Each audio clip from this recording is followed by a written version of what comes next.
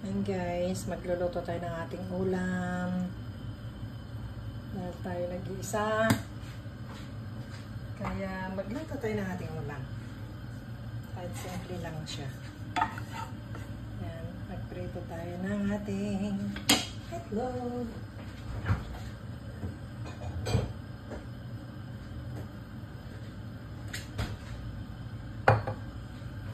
Lagyan na natin yung ating itlog.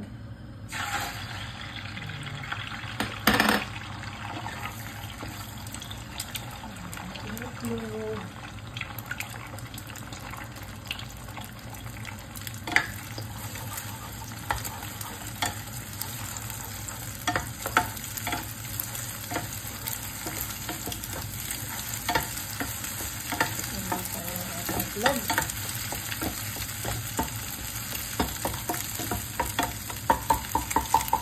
Yan natin na siya. Tanggalin natin yung ating itlog. Isa tayo ng bawang.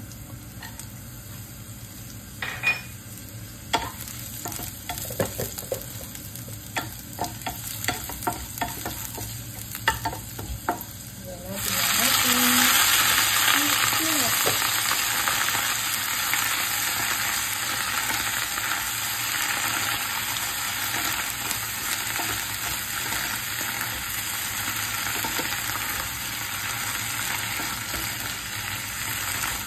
Ganyan lang guys.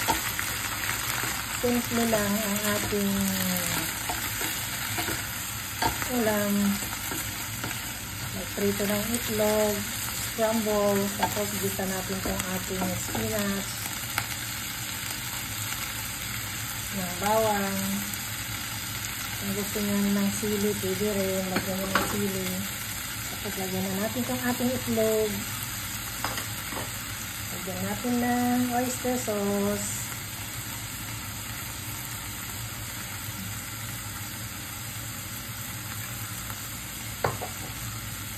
Ayan. Ayan lang guys. Yung iba naglalagay ng sili. Wala akong sili kasi. Kaya ganyan lang. Ang ating ginawa.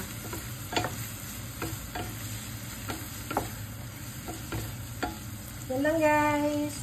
Meron na tayong ulam. Diba? Simple. At masustansya.